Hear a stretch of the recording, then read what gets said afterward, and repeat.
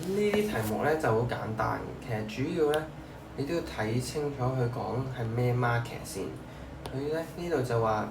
property market 嘅 demand supply diagram。咁通常你見到啦，有兩個 activity 嘅，跟住你見到呢度佢會有個 and， 即係有兩個啦。即係第一個就係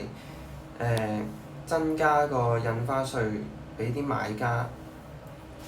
即係收買家稅喎。咁買家係影響 demand 噶嘛，咁你收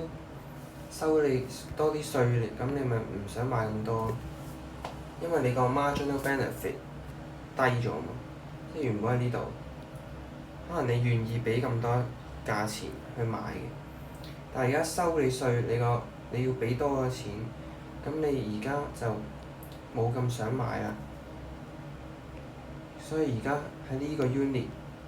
你只係願意俾咁多嘅錢去買，所以就 demand 跌啦。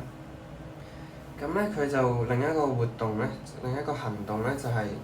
收緊呢個控制，收緊呢個棄置呢啲建築廢料。咁呢一啲就係擺明就係生產者做㗎啦，即係生產者生產完有啲廢料要抌，跟住而家就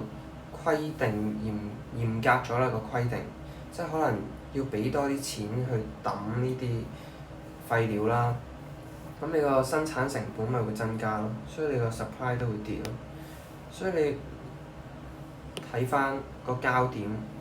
而家 supply 變咗呢條 ，demand 變咗呢條，所以個焦點咪2咯，所以就係 B 啦。